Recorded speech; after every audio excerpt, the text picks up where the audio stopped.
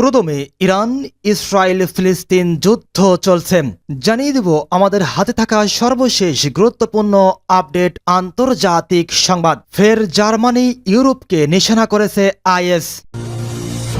এদিকে ইরান অবৈধ নিষেধাজ্ঞা অপসারণের উপায় খুঁজছে বলছে পেজেশকিয়ান। আরও জানিয়ে দেব গাজার সুড়ঙ্গ থেকে ইসরায়েলি জিম্বি উদ্ধার। এরপর জানাবো অত্যাধুনিক সাবমেরিন যুক্ত হলো তুর্কি নৌবাহিনীতে। আরও থাকছে মিসাইল ও ড্রোন বন্যার 24 ঘন্টা না পেরোতেই আবারও রুশ হামলাম। এবং সর্বশেষ জানিয়ে দিব তৃতীয় বিশ্বযুদ্ধের ঝুঁকি নিয়ে যুক্তরাষ্ট্রকে সতর্ক করল রাশিয়া। শুনছিলেন সংবাদ শিরোনাম, এবারে বিস্তারিত। তবে তার আগে অনুরোধ থাকবে ভিডিওটিতে একটি লাইক এবং কমেন্টস করে জানিয়ে দিন আজকের এই ভিডিও সম্পর্কে আপনার মূল্যবান মতামত। ফের জার্মানি ইউরোপকে নিশানা করেছে আইএস। গত কয়েক সপ্তাহে ইউরোপে একাধিক আক্রমণের ঘটনা ঘটেছে, তবে সবকটির পিছনে আইএস আছে কিনা তা স্পষ্ট নয়।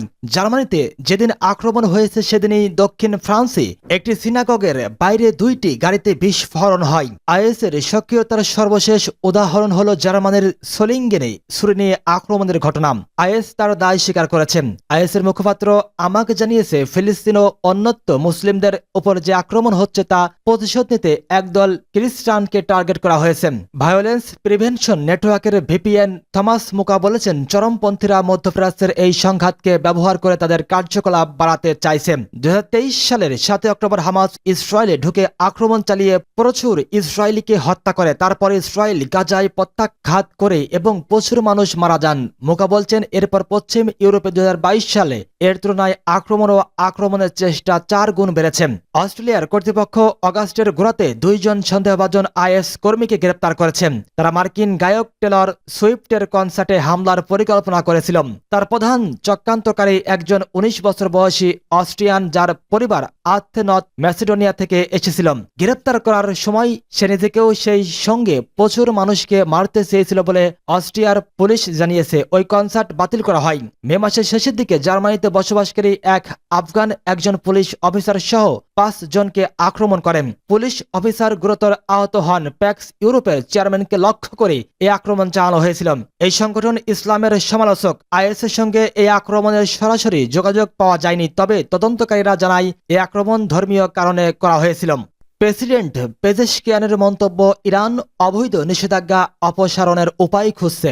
ইসলামী প্রজাতন্ত্র ইরানের প্রেসিডেন্ট ডক্টর মাসুদ পেজেশকিয়ান বলেছেন, মার্কিন নেতৃত্বাধীন পশ্চিমা অবৈধ নিষেধাজ্ঞাগুলো অপসারণের উপায় খুঁজছে তেহরান। পররাষ্ট্র মন্ত্রণালয়ের প্রাঙ্গণে নতুন পররাষ্ট্রমন্ত্রীকে সম্মান জানানো ও পরিচয় করিয়ে দিতে আয়োজিত এক অনুষ্ঠানের ফাঁকে সাংবাদিকদের সঙ্গে কথা বলার সময় পেজেশকিয়ান এ মন্তব্য করেন। তিনি বলেন, আমাদের দেশের বিরুদ্ধে শত্রুদের কর্মকাণ্ড নিষ্ঠুর।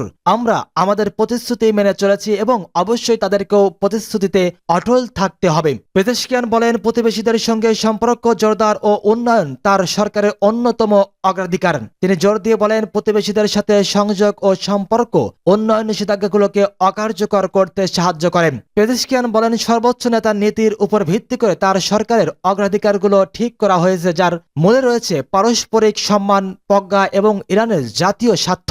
অনুষ্ঠানে ইরানের নতুন পররাষ্ট্রমন্ত্রী আব্বাস আরাকচিও সংক্ষিপ্ত বক্তব্য দেন। তিনি জানান, তার মন্ত্রণালয়ের সবচেয়ে গুরুত্বপূর্ণ অগ্রাধিকারগুলো হলো অর্থনীতির পথ উন্মুক্ত করা এবং এক্ষেত্রে বাধা দূর করা, সমস্ত ক্ষেত্রে ইরান এবং দেশের জনগণের সম্মান ও গৌরব সমুন্নত রাখা, পাশাপাশি জাতীয় স্বার্থ এবং জাতীয় নিরাপত্তা সুরক্ষিত করাও একই রকম গুরুত্ব পাবে। গাজার সুড়ঙ্গ থেকে ইসরায়েলি জিম্বি উদ্ধার। গাজায় হামাসের সুড়ঙ্গে অভিযান চালিয়ে একজন ইসরায়েলি বন্দীকে উদ্ধার করা হয়েছে। ইসরায়েলি বাহিনী মঙ্গলবার এ দাবি করেছে। খবর আল জাজিরার। এক বিবৃতিতে ইসরায়েলের প্রতিরক্ষা বাহিনী আইডিএফ বলেছে, গত বছরের 7 অক্টোবর ইসরায়েলে হামলা চালিয়ে অন্যদের সঙ্গে কায়েদ ফারহান আল কাদিকে জিম্বি করে নিয়ে যায় হামাসের বন্দুকধারীরা। এরপর 10 মাসেরও বেশি সময় তার উপর নির্যাতন চলে। অবশেষে ওই ব্যক্তিকে উদ্ধার করা গেছে। এটি খুবই জটিল অভিযান ছিল। কায়েদ ফারহান আল কাদি ইসরায়েলের দক্ষিণাঞ্চলের বেদুইন সম্প্রদায়ের মানুষ। গাজার সীমান্তবর্তী কেবুততে তিনি নিরাপত্তা রক্ষীর কাজ করতেন। তাকে দক্ষিণ গাজার একটি সুড়ঙ্গে জিম্বি করে রাখা হয়েছিল। শারীরিক মানসিক অত্যাচারে থাকায় তার অবস্থা ভালো নয়। উদ্ধারের পর ফারহানকে হাসপাতালে ভর্তি করা হয়েছে। বর্তমানে তার অবস্থা স্থিতিশীল বলে জানিয়েছে চিকিৎসকরা। উদ্ধারের বিষয়টি নিশ্চিত করেছেন ইসরায়েলি সামরিক বাহিনীর মুখপাত্র রিয়ার অ্যাডমিরাল দানিয়েল হাগারি। তিনি জানান, গাজায় ভূগর্ভস্থ একটি সুড়ঙ্গে অভিযান চালিয়ে ইসরায়েলি সেনারা ফারহানকে উদ্ধার করেন। তবে অভিযানের বিষয়ে বিস্তারিত জানাননি তিনি। ইসরায়েলি এক সূত্র বলছে, এতদিনের উদ্ধার অভিযানের অভিজ্ঞতা কাজে লাগিয়ে সুড়ঙ্গটিতে ঢুকে নেতানিয়াহুর সেনারা তারা সেখান থেকে শুধু ওই জিম্বিকেই উদ্ধার করতে পেরেছেন। গাজায় চলমান ইসরায়েলের হামলায় 40,000-এরও বেশি ফিলিস্তিনি নিহত হয়েছে। বাসিন্দাদের 90% তাদের বাড়িঘর থেকে বাস্তুচ্যুত হয়েছে। বাস্তুচ্যুতদের আশ্রয় শিবিরেও হামলা হচ্ছে। ইসরায়েল বলছে, জিম্বি উদ্ধার এবং হামাস নির্মূলে তারা আরো কঠোর হবে।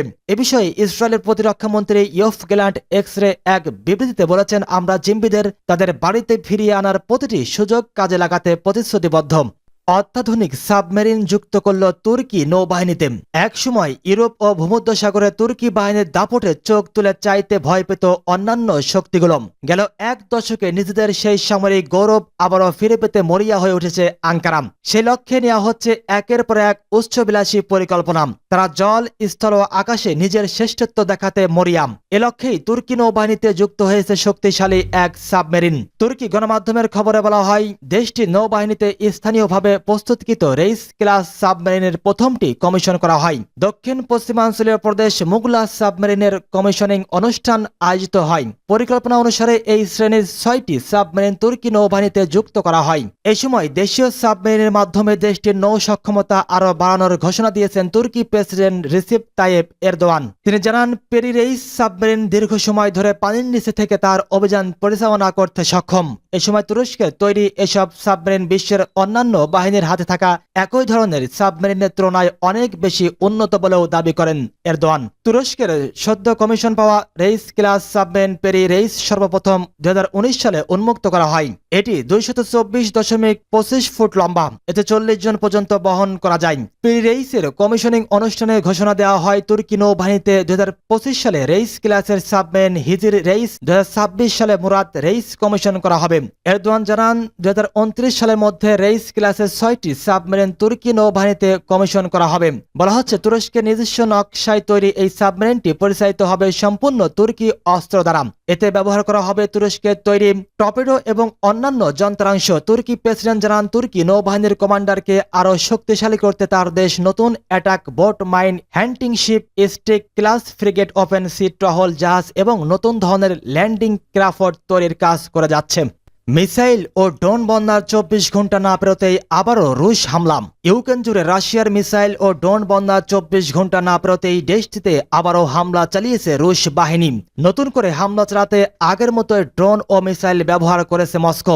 এতে এখন পর্যন্ত 4 জন নিহত, কমপক্ষে 16 জন আহত হয়েছেন।